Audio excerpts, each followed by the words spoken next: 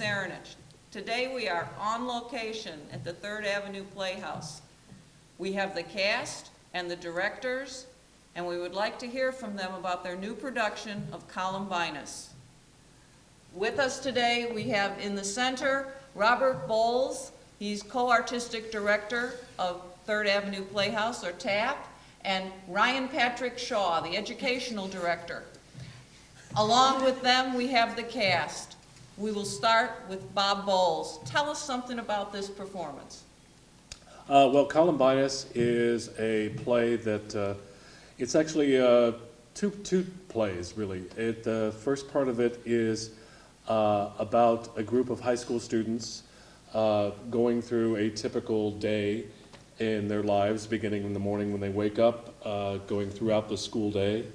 And it is the text of the play is taken from interviews of actual high school students throughout the country, just asking for them to give their thoughts and to open up about what they're going through, what they're thinking, how they're being treated, how do they treat others, what stresses do they have, anxieties, whatever. What is the actual what's actually going on with you? Not what we see or maybe what we want to see, but what is actually there. What makes you tick?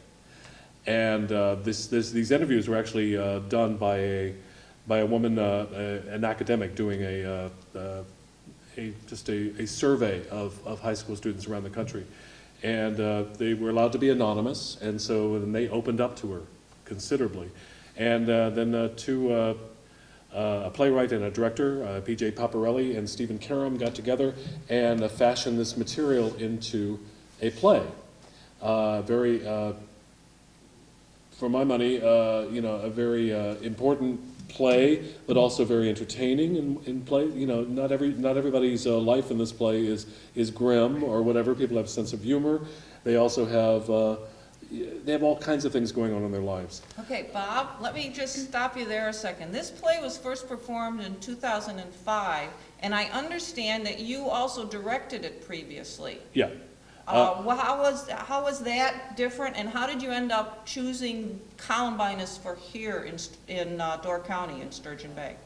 Well, Columbinus, like it says, is a story about high school students. When I did it when I was teaching at the University of New Haven in Connecticut, obviously with college students, and I think mostly this play, because of the language and the depictions of violence that are contained within the play. Not many high schools actually do it for a number of reasons. It raises a lot of issues for high schools, and for one reason or another, they're not doing it. Although all the characters in the play are high school students. So when I came here, it was on my list of things that I wanted to do. I wanted to do this play. I wanted to do it with high school students because it is their story. It is their story, and the people most qualified to tell their story are cast. Are themselves. When I first did this with college students, we were not that far removed from being in high school. They instantly recognized the characters in this play. Most high school students and most college students, for that matter, in theater, are portraying characters that are so far removed from them. Fathers, mothers, husbands, wives, people from different countries, whatever. They don't often get to play people that are so close to who they are. And so there was that instant identification with the characters, which happened there and it happened here. And it's amazing to see, and for me, they know more about these people than I ever will. And that's honestly. A perfect lead-in, because we'd like to each of the cast members to introduce themselves, tell us your name, your high school, because we all want to know which high school in our community you're from, and the character you play. Then we'll come back to each of you and we will ask you to tell us something about that character, or as in the case of, you might play more than one, tell us about that experience as well. I'm going to start furthest away from me, so we'll start with the gentleman in the end. My name is Josh Augustin, and I play Jock. I'm from Sturgeon Bay High School. My name is Hadley Takashi. I play Perfect, and I'm from Gibraltar High School. My name is Michaela Kraft. I play Faith, and I'm from Southern Door High School. I'm Gemma Benton. I play various roles, and I'm from Sevastopol. I'm Sophia Friedenfels, and I play various roles, and I'm a freshman at Gibraltar High School. My name is Samantha Spahn. I play Rebel, and I am from Sevastopol High School. I am Dominic DiCarlo, and I play Loner, and I am from Sevastopol High School. I'm Isaiah Spetz. I'm a freshman at Sevastopol High School, and I play Freak. I'm Dylan Thornton from Sevastopol High School, and I have various roles. My name is Jacob Barberchek. I'm from Sevastopol High School, and I play AP. My name is Connor McClelland, and I'm a senior at Southern Door High School, and I play Prep. And just before we get into each character, Ryan, was there anything else that you wanted to add about like how the cast members were chosen or what it was like when you did a call for this? Well, the thing that I'd like to add that's most exciting to me is something that you touched on before, is that we have 11 students from 4 different high schools covering Southern Door all the way to Gibraltar, as you just heard. So we've got students from all over the peninsula, except for, of course, Washington Island, and Bob's running gag is we had a hard time getting the ferry to work out. And as they were going through, you didn't see the Gibraltar kids sitting together, the Southern Door kids, the Sevastopol kids, the Sturgeon Bay kids. There's only one. But you didn't see them just sitting together. It's a group of young people, young adults who are here because they're excited about doing this piece. And from the educational element, having 11 students in here working passionately on theater until 9 o'clock every night is such a joy, and it's so exciting. And I know Bob and I talk about it after they leave and how exciting it is for us and for the Stage Kids and the education wing, the Stage Kids program of Third Avenue Playhouse, for it to grow like that and to have a piece like this involved in Stage Kids is thrilling to me. And that's what I was going to ask you about as well. This is part of the Stage Kids production where the actors, the cast, the members of this community learn about all aspects of a production, including acting. Mm-hmm. This is just one part of it. Yes. Okay, so if I can start again in the same order, and we'll start over in, and I've got, it was Josh? Okay, we'll start with Josh, and if you'll tell us a little bit about your character and what you bring to this role or what you think about it. Doesn't have to be too long, and remember to speak up because we're all using the mics. All right, well, I play Jock, and Jock is a huge athlete. He's not very the best at school, but he tries his hardest. And he's not the nicest guy to be around. He's a very large bully to a lot of the characters in the show. And I never really related to him. When I first found out I had to play Jock, I was shocked, honestly, that they would make me play Jock. And I never looked like a jock, I didn't act like a jock, so I transformed myself into one. And 2 months ago I started working out a lot, and I went on a diet, and I became a lot more healthy, and now I kind of look like a jock. Good. And it's really hard to play him sometimes. When he has to bully people, it's not really something I would ever do. And it's not an experience I can really describe very easily. Okay, well, that's a good start, though. And then it's Hadley? Yes. Okay, Hadley, tell us about your character, Perfect. I play Perfect, and she's the popular girl. She's the stereotypical, people want to be here, but what they don't realize is that she's not perfect. There's things going on in her life that is so far from perfect that, I mean, you just can't relate to that. But, That's okay. That's a good start. And then I might not get them all right, so if you would tell me, is that Gemma? Mm-hmm. Gemma, could you tell us about, now you play more than one character. Yes, I am. Tell us about that experience. I really like playing more than one character because I get to experience different aspects of this tragedy. Okay. And in front of you is Michaela. Michaela. Oh my goodness, Michaela, and you're playing Faith. I am. Faith is your good girl, the hopeless optimist, and she's very religious, and it looks very much like nothing can really get her down, but you get to see that even with the most happy-go-lucky person, there's always another side to them. And I think I can really relate to her, too. So. Sophia? I play various roles also, and it's a great experience because I'm not just one person, and so it's kind of a little more work to just, explore the characters and the roles. And you have to be a different person each time, so it's not like just learning one role. So there's it's complexity there. Samantha, tell us about your character, Rebel. Well, I play Rebel, and she is just that. She's a rebel. She is the outcast of the high school. People look at her and they think she's the goth person, the one who does drugs, and they think to her that nothing really gets to her, that she just brushes everything away, nothing really matters. Kind of like the, it'll be better next time, I don't really care, that kind of attitude. But then you kind of look deeper into her, and she is breaking down on the inside. She's insecure with herself, and she doesn't really know how to handle certain situations. So, yeah, that's Rebel. Okay. And after Bob, we have, is it Dominic? Yep, Dominic. Dominic, you've got a special character in this performance. Yes, I play Loner, who is also Dylan Klebold, one of the shooters. And Loner is basically that kid that a lot more quieter than most kids. He's like the shy guy of the school, or I'm sure there's more than one, but he keeps to himself, but he doesn't really want to.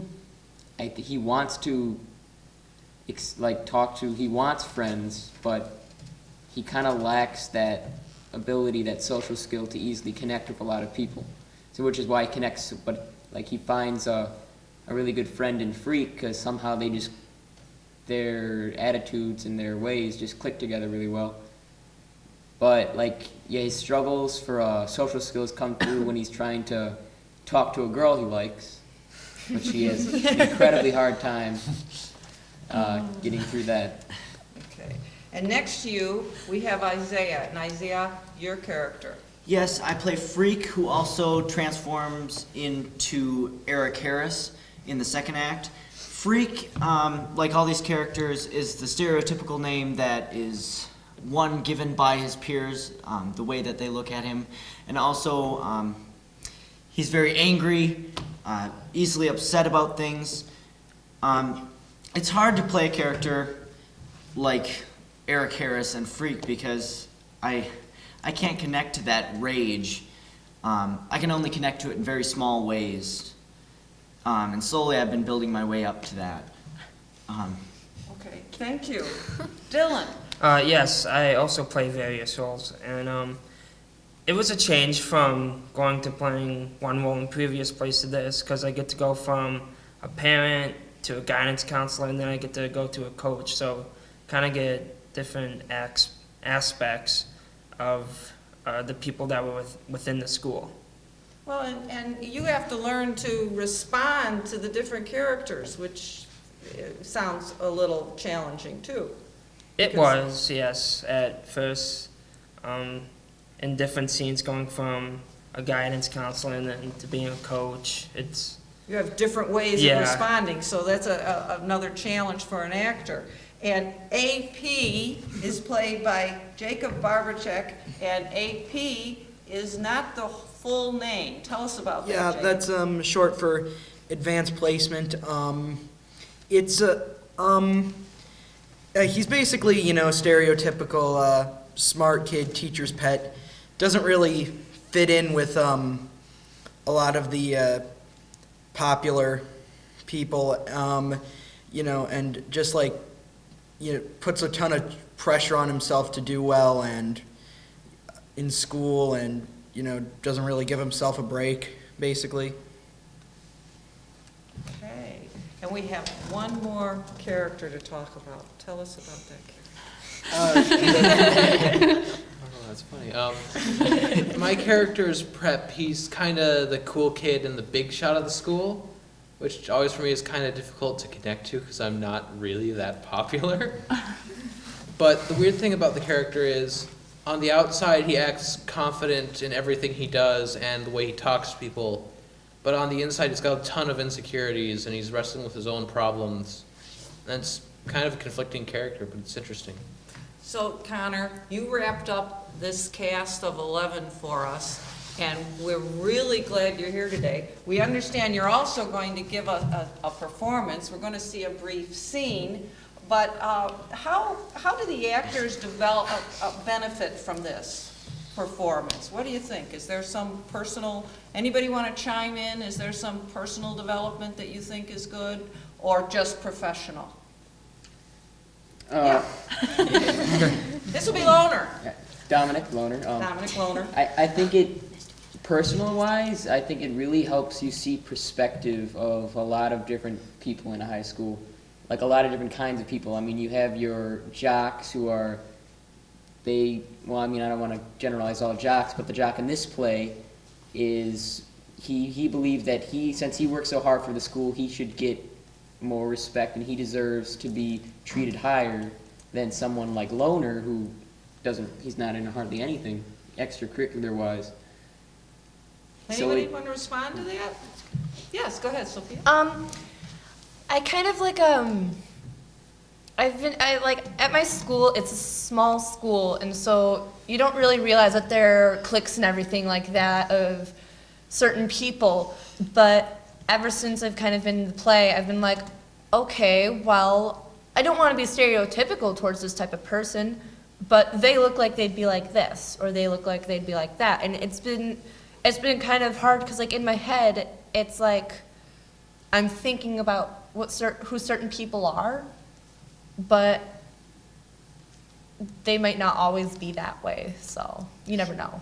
So it's given you insights into your daily life as well. And a part of the casting procedure and creating this performance here was talking to you as cast members, but the families, and finding out what the families thought of this production. And I thought Bob had some information for us regarding how that process was developed. Well, when you all came in, I mean, I made sure I had a sheet of paper that you all took to your families, and it was very important that the families knew exactly what their kids were getting involved in, because this material is not lightweight. The language is very rough. I tell you, we told the families, whatever word you can imagine you would never want to hear coming out of your child's mouth is going to come out of your child's mouth, or they're going to be around someone else saying it. Not that every word in this play is bleepable, but there's a lot. There's a lot, because it represents this group of people, and if you take away that language, if you take away the language, that takes away part of them. And so to be true to them, you got to see it warts and all. And so it was important that parents knew there was a language element in it that was not going to be censored, and also just the general makeup of the play. I mean, talking about not only what teenagers are going through on a daily basis here, but it morphs into the Columbine High School tragedy. And that simply is, we meet all these high school students, and then these two guys emerge as being the killers. Why those two guys? Why not two other people here? Everyone seemed to have a reason to snap. And for some reason, these guys did. And so the Columbine stuff that happens in the second act is taken from interviews, eyewitness accounts. The boys made videotapes planning the shootings. We have the transcripts of those. eyewitness accounts in the school itself while the shootings were going on, and then afterwards. So it was important that the families knew that the kids were going to be reliving this entire Columbine experience through the words of the people that were directly involved in it. And when you're dealing with Dylan Klebold and Eric Harris, planning, that's rough stuff. But that is what the play is doing. It's just laying out what happened, lays out the facts. It doesn't pass any judgments, doesn't sort of give a solution or reason why. We don't know why these guys did this. Children in hallways have blood on their hands, for no one would leave me alone. What the hell's going on? Hey, Coach. What is this? We were just fooling around. Well, get Justin, give me a hand outside, boys. Awesome shot, man. Thanks.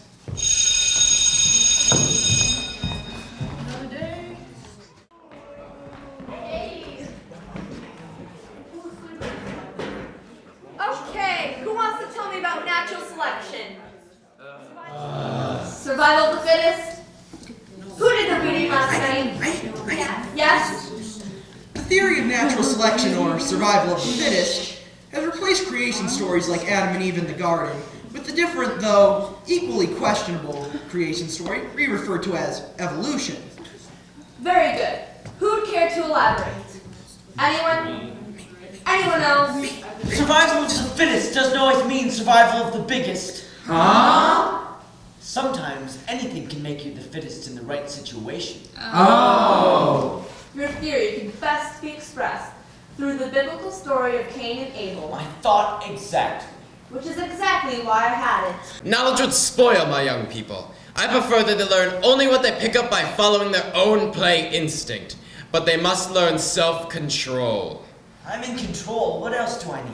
If a people is to become free, it needs pride, willpower, defiance, hate, and once again, hate. You know what I hate. And once again, hate. Before we leave this video, we'd like to know, when will Columbinus be performed? Bob or Ryan? It is April 25th, 26th, and 27th. That's Friday, Saturday, and Sunday. It's Friday and Saturday nights at 7:30. Saturday, the 26th, at 2 o'clock. So Saturday will be a two-show day, 2 and 7:30, and then Sunday afternoon, the 27th, at 2 o'clock. So there are 4 chances to see the show in those 3 days. But there's something really special about what happens after each of those performances, something that's unique. Instead of the audience applauding and leaving, there's going to be a discussion. Yeah, Tell we us about have panel members, various members of the community. It'll be a different group every night.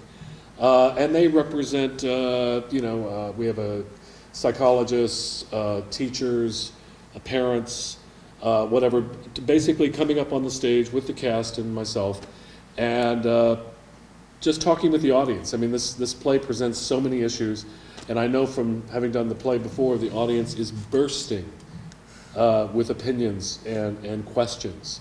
And so these people are just brought up just to help us give their professional and personal point of view about the issues, and in the hopes of just stimulating a discussion with the audience. Okay. So you've been with Access Door County today. If you'd like to know more about what TAP does, what Stage Kids can do for the young people in our community, and more about Third Avenue Playhouse, you would go to their website.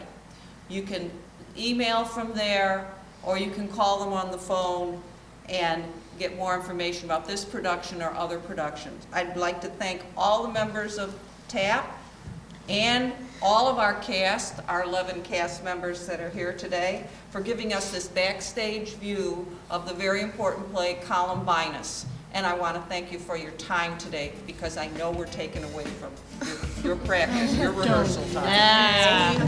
We'll make up for it on Thursday, Friday. You'll make up for it, and we're going to be there to see you do this. You have been watching Access Door County with your host, Victoria Cerinich. Access Door County is carried exclusively on the Sevastopol TV cable channel 986. Thank you for watching.